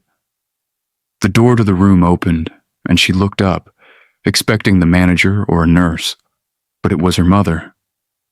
Nima Mbele Park stood in the doorway, her face a mess of tears and smiles, and then she was running, and Zawadi was running, and they crashed into each other in the middle of the room, holding on so tight it hurt, but neither of them let go. "My baby," Nima kept saying. "My brave, brave baby." Zawadi buried her face in her mother's shoulder, crying harder now. "I'm sorry, Mama. I'm so sorry I scared you." "Shh, no more sorry, just you here." After a long time, Nima pulled back, cupping Zawadi's face in her hands. "Where's your father?" "He is coming," Zawadi said. "He said he was coming. He is on his way. He did not want to wait for the plane. He chartered something. He will be here soon." As if on cue, the door opened again. Park Joon-ho stood there. He looked different. Not like the perfect, put-together man who left their house that morning. His suit was wrinkled. His hair was messy. He looked like he had run all the way from Seoul. He did not say anything. He just walked over and pulled Zawadi into his arms. And for the first time in her life, Zawadi felt her father cry. She felt the shudder in his chest, the wetness on her neck where his tears fell. He held her so tight she could barely breathe, but she did not care. She held him back just as hard. "You almost gave us a heart attack," he whispered into her hair, his voice thick. "Do you understand? You almost destroyed us with worry." "I know, Abeoji. I am sorry. You are grounded." He pulled back, his eyes red and serious. "For months, maybe years, we have not decided yet." Zawadi nodded. "I understand. You disobeyed me. You put yourself in danger. You made decisions that no child should have to make." Tears were streaming down Zawadi's face again. "I know. But..." He stopped her, his hands on her shoulders. His eyes were glistening too. "You were brave. Unbelievably brave, and you saved lives, dozens of lives. You saved that woman. You saved everyone on that plane." He pulled her into his arms again, and this time he did not let go for a long, long time. "I'm so proud of you," he whispered, "and I'm so angry with you. Both things are true." "Both things are true," Zawadi echoed, smiling through her tears. Her father almost smiled back. "Welcome to growing up," he said softly. "It only gets more complicated from here." Later, in the car on the way home, Zawadi sat between her parents, her head on her mother's shoulder, her father's hand warm on top of her head. They did not talk much. They did not need to. The silence was full of everything they could not say yet. Zawadi closed her eyes. She could still feel the plane under her hands, the wind outside, the weight of the controls. She could still hear her father's voice guiding her. She was not a kid who played with model airplanes anymore. She was the girl who had flown, and her life would never be the same. But for now, she was just tired, and safe, and home. She let out a long, slow breath and let herself sleep. Her father's hand still on her head, her mother's arm around her shoulders, and the sound of the car driving them toward Seoul, toward home, toward whatever came next. The story broke across every news channel in Korea before Zawadi even woke up the next morning. She had slept for 14 hours straight. Her body had simply shut down, too tired to do anything else.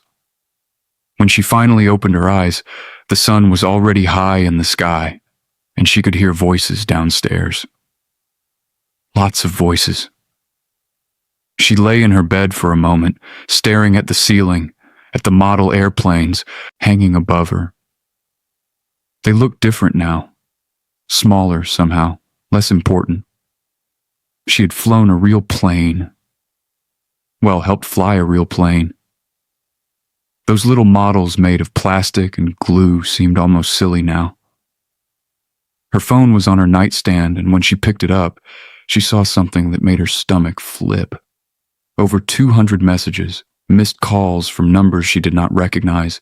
Her social media, which she barely used, had notifications in the thousands. What was happening?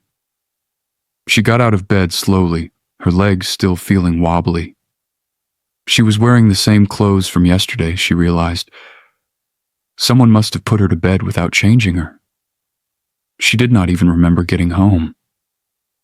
She made her way downstairs, following the sound of voices. In the living room, her parents were sitting with several people Zawadi did not recognize. Men and women in suits, holding tablets and papers, talking in serious voices. Mrs. Cho was serving tea, looking flustered. Everyone stopped talking when Zawadi appeared in the doorway. "There she is," Nima said, standing up quickly. She crossed the room and put her arm around Zawadi's shoulders. "How are you feeling, baby?" "Confused," Zawadi admitted. "Who are all these people?" Junho stood up too.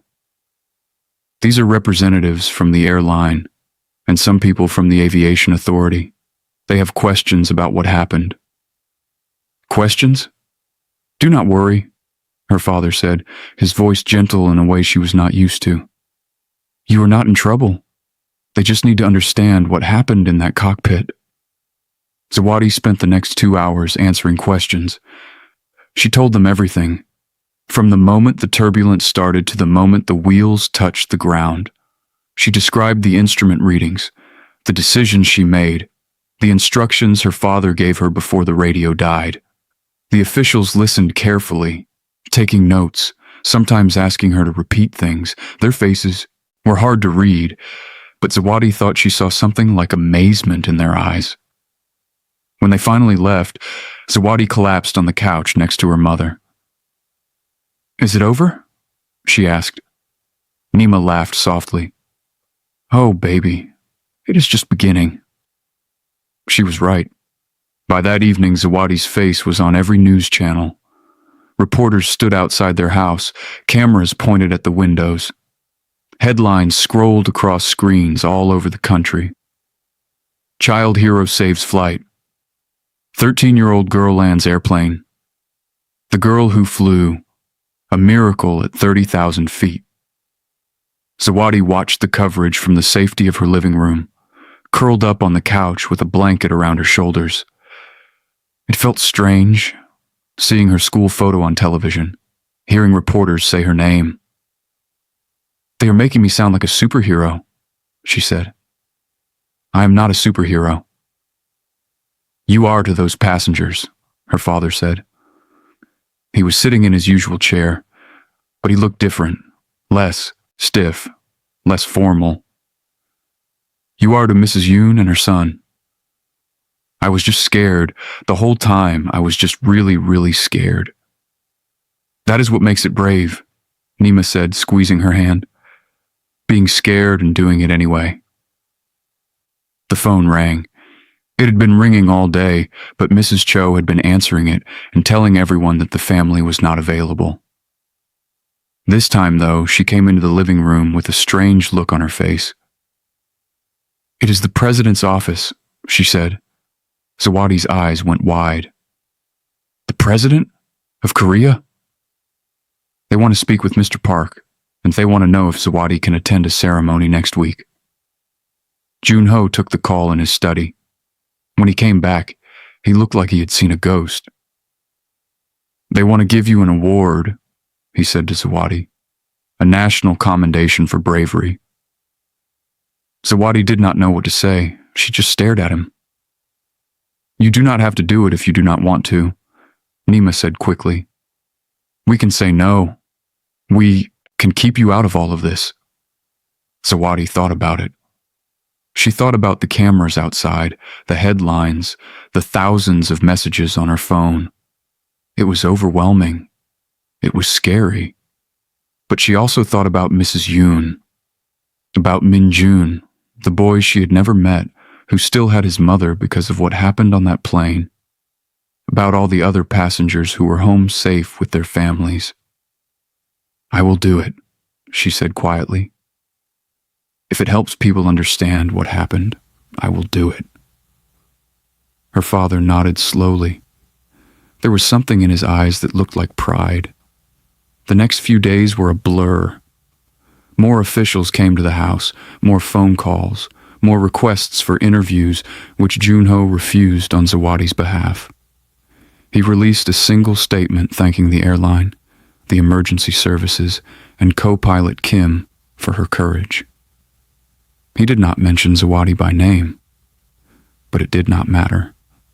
Everyone already knew. The reactions were mostly positive. People called her brave, amazing, incredible. They said she was a role model for young people everywhere.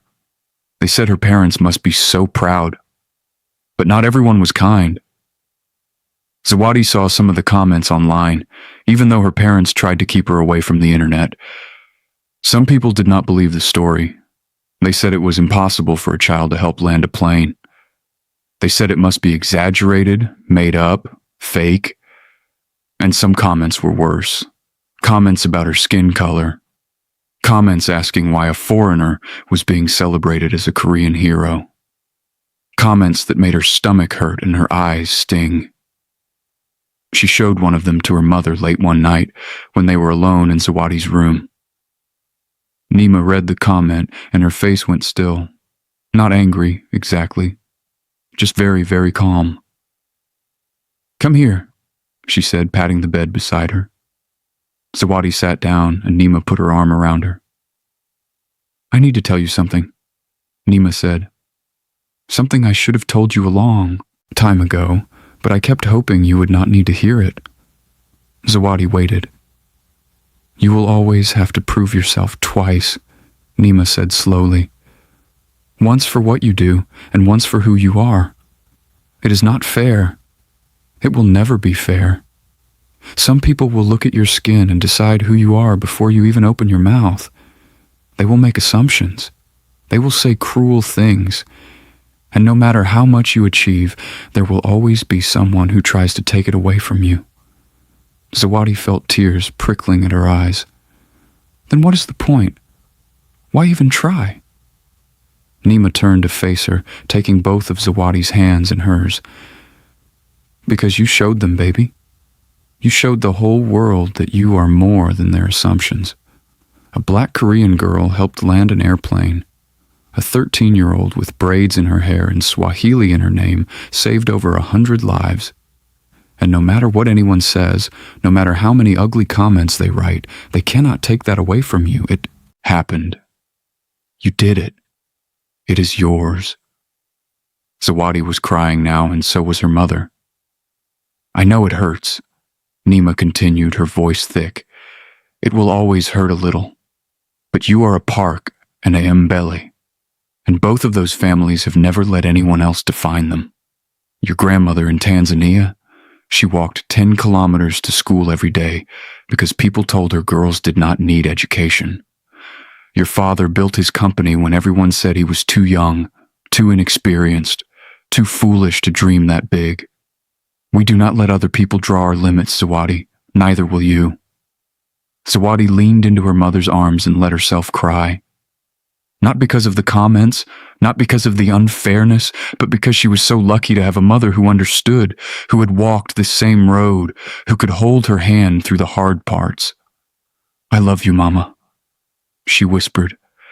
"I love you too, my gift, my Zawadi."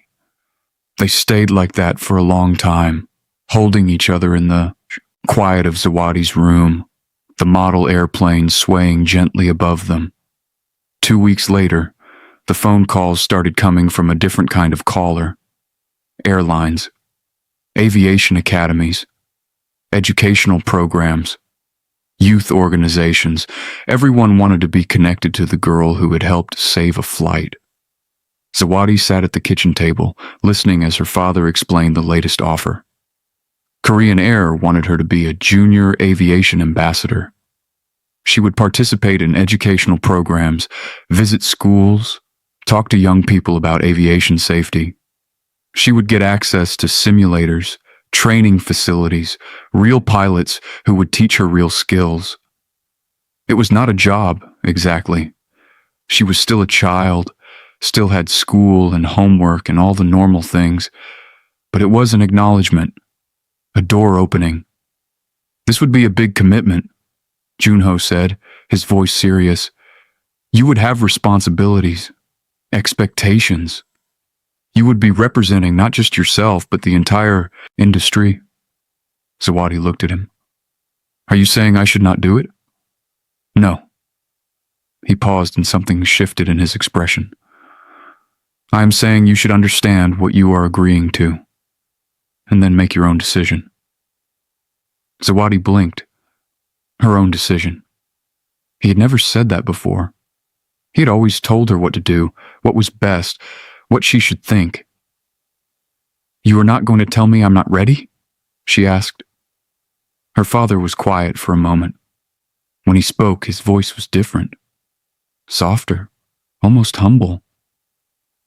I was wrong about that, he said. You proved you were ready when it mattered most. He looked down at his hands. I was trying to protect you. I thought if I could control everything, if I could make you wait until the perfect moment, nothing bad would ever happen. But I was wrong. I was holding you back because I was scared." Zawadi did not know what to say. She had never heard her father admit to being wrong about anything.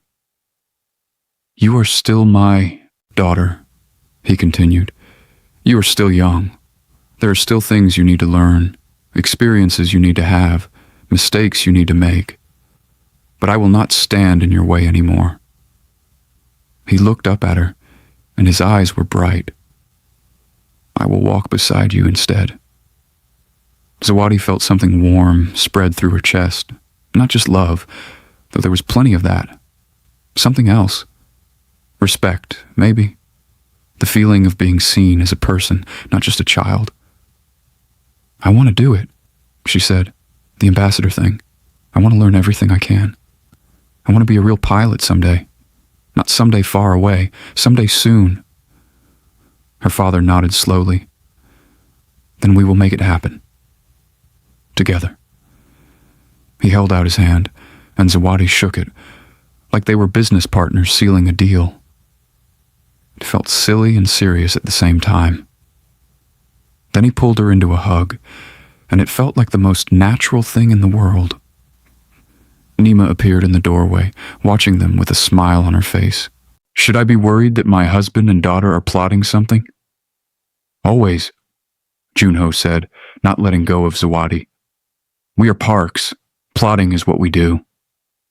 Zawadi laughed, and the sound filled the kitchen, bright and happy and full of hope. Life began to settle into a new kind of normal after that. Zawadi went back to school, where she was treated like a celebrity for about a week before everyone got bored and went back to talking about video games and TV shows.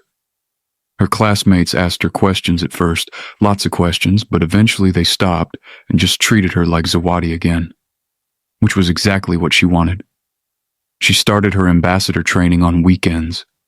Real instructors teaching her real skills. Flight simulators that felt almost like the real thing. Technical knowledge that went far beyond her books and videos. Her father came with her sometimes, watching from the back of the room. Not interfering, just being there. It was strange, wonderful and new. At home, things were different too. Dinners were longer now, with more talking, more laughing, more stories. Her father shared things about his work that he had never shared before.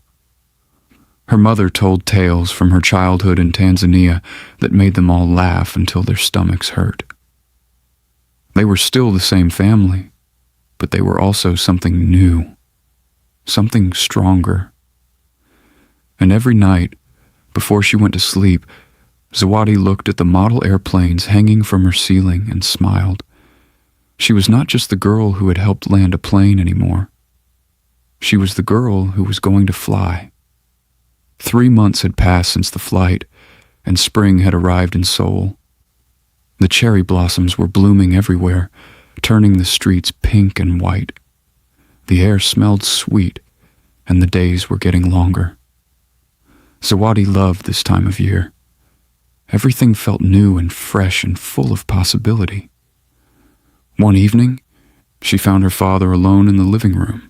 He was reading as usual, but when she walked in, he set his papers aside.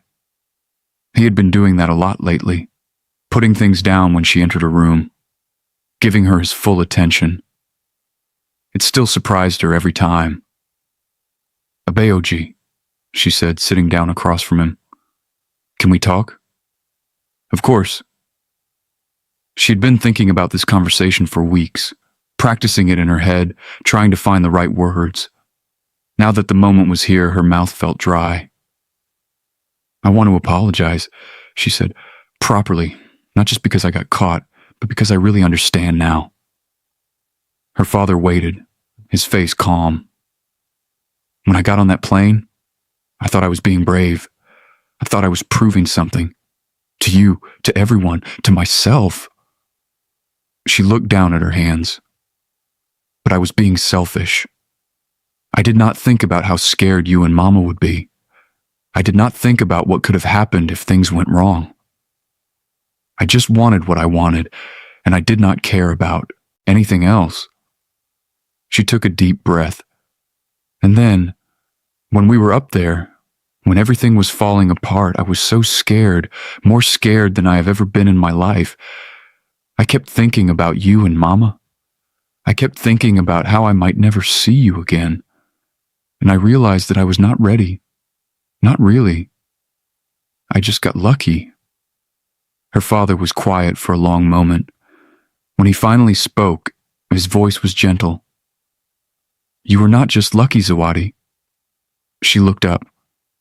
You were prepared. There's a difference between being ready and being prepared. He leaned forward slightly. Ready means you have nothing left to learn. Nobody is ever truly ready. But prepared means you have done the work. You have studied. You have practiced. And when the moment comes, you can use what you know. But I made so many mistakes. Before the flight, I mean. Sneaking out, lying, using your name to get on the plane. Yes, you did. His voice was firm but not angry. And those were serious mistakes. You put yourself in danger. You broke our trust. That was wrong, and you know it was wrong. Zawadi nodded, her throat tight. But once you were in that situation, once there was no going back, you did not fall apart. You did not give up. You used everything you had learned, and you helped save lives. He reached out and put his hand over hers. I am not proud of what you did to get on that plane, but I am proud of who you were when it mattered most. Zawadi felt tears sliding down her cheeks. I am sorry I scared you. I know. I am sorry I disobeyed you. I know that too. Am I still grounded? Her father's mouth twitched, almost a smile. What do you think? Yes? Absolutely yes. Zawadi laughed through her tears, and after a moment, her father laughed too. It was a small laugh, quiet and rusty, like he was not used to making the sound. But it was real. They sat together in comfortable silence for a while, the evening light fading outside the windows. Thank you, Abeoji, Zawadi said finally, for listening, for understanding, for everything. Her father squeezed her hand. Thank you for coming home safe. A few weeks later, on a warm Saturday afternoon, Mrs. Cho knocked on Zawadi's door. You have a visitor, she said, her eyes twinkling in a way that made Zawadi suspicious. A young man. Zawadi's heart did something strange. A little jump, a little flutter. She did not know why. She went downstairs and found a boy standing in the living room, looking uncomfortable and out of place. He was tall for his age, with messy black hair and nervous eyes that kept darting around the room. When he saw her, he straightened up quickly, almost knocking over a lamp. Hi, he said. I am Minjun. Yoon Minjun. My mother was on the plane with you. Zawadi's breath caught. Mrs. Yoon's son. The boy she had heard so much about, the boy whose mother had cried and prayed and hoped to see again. I remember, she said softly. Your mother talked about you. A lot. Minjun's face turned slightly pink. She talks about you a lot, too. Like, a lot, every day. It is kind of embarrassing, actually. Zawadi laughed, and some of the awkwardness in the room melted away. She wanted to come herself, Minjun continued, but she thought maybe you were tired of adults crying and thanking you all the time. So she sent me instead. Sent you? He held up a small box that Zawadi had not noticed before. She made kimbap, and she wrote you a letter. And she told me to tell you that if you ever want to visit us in Busan, you are always welcome. Like, forever welcome. She said she would adopt you if your parents would let her. Zawadi took the box, feeling warmth spread through her chest. Tell her thank you. The kimbap smells amazing. She is a really good cook. Minjun paused, then added, I am not. I burned water once. My mom still does not let me forget it. How do you burn water? I do not know. It is a talent, I guess. They both laughed, and Zawadi realized she liked this boy. He was funny in a quiet way, not trying too hard, just being himself. They talked for almost an hour, about school, about Busan, about his mother, about the flight. Minjun asked questions, but not pushy ones. He seemed genuinely curious, genuinely interested, not just looking for a cool story to tell his friends. So, he said eventually, you really helped land the plane? Like for real? I helped. The co-pilot did most of the actual flying. I just told her what to do based on what my father taught me. That is still incredible. I would have just screamed and passed out. I almost did. The screaming part, at least. Minjun grinned. See? You are braver than me already. Before he left, he hesitated at the door, looking nervous again. Can I text you sometimes? My mom keeps asking if we are friends yet, and I do not know what to tell her, and it would be cool if we actually were friends, but no pressure if you do not want to. I totally understand. I mean, you are famous now and everything, so you probably have lots of friends, and I am just some random guy from Busan who cannot cook, so... Minjun. He stopped rambling. Yes? I would like that. The texting thing and the friends thing. His whole face lit up. Really? Really? He smiled, a big genuine smile that made his eyes crinkle. Cool. Okay, cool. I will text you soon. Not too soon because that would be weird, but soon enough that it is not awkward. You know what I mean? Zawadi laughed. Just text me whenever. Right, yes, whenever. Got it. He waved awkwardly and nearly walked into the door frame on his way out. Zawadi watched him go, still smiling. That evening, she sat in the garden with Mrs. Yoon's letter and the box of kimbap. The letter was long, written in neat handwriting that slanted slightly to the right. It was full of gratitude and warmth and promises to stay connected. At the end, Mrs. Yoon had written something that made Zawadi's eyes sting. You are a gift, Zawadi. That is what your name means, yes? A gift. But you are not just a gift from your parents to the world. You are a gift you gave yourself. You chose to be brave. You chose to act. And because of that choice, my son still has a mother. I still have a life to live. You gave us that. You gave us everything. Thank you, sweet girl. Always and forever, thank you. Zawadi folded the letter carefully and looked up at the sky. The stars were just starting to appear, tiny points of light against the darkening blue. Her mother found her there a little while later. Room for one more? Nima asked, settling onto the bench beside her. Zawadi leaned against her mother's shoulder. Always. They sat in comfortable silence, watching the stars multiply across the sky. Nice boy, Nima said, eventually. The one who visited? Mama. What? I'm just making an observation. He seemed nice, nervous, but nice. Zawadi felt her face getting warm. We are just friends. I did not say anything different. Nima's voice was innocent, but Zawadi could hear the smile in it. They sat quietly for another moment. Then Nima spoke again, her voice softer now. I am proud of you, Zawadi. Not just for what happened on the plane, though that was extraordinary. I am proud of who you are. Curious and stubborn and brave. You carry two worlds inside you, Tanzania and Korea, and you make them both your own. That is not easy. But you do it with grace. Zawadi felt tears threatening again.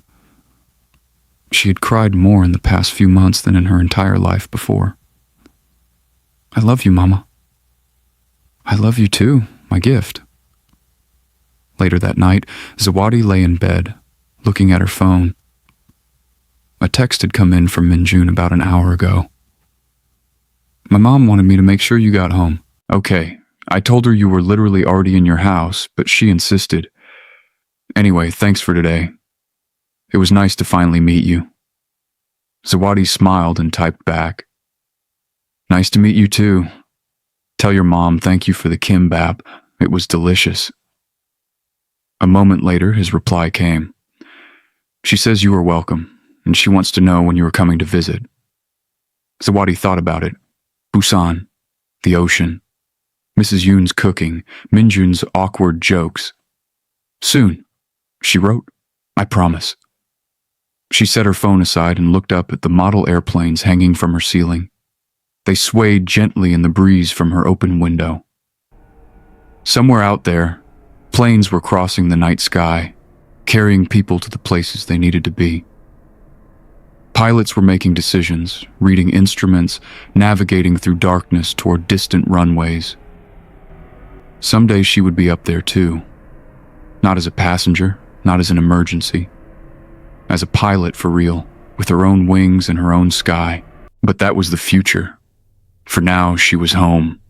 Safe, loved, understood. And that was more than enough. She closed her eyes, smiled, and let herself dream of flying.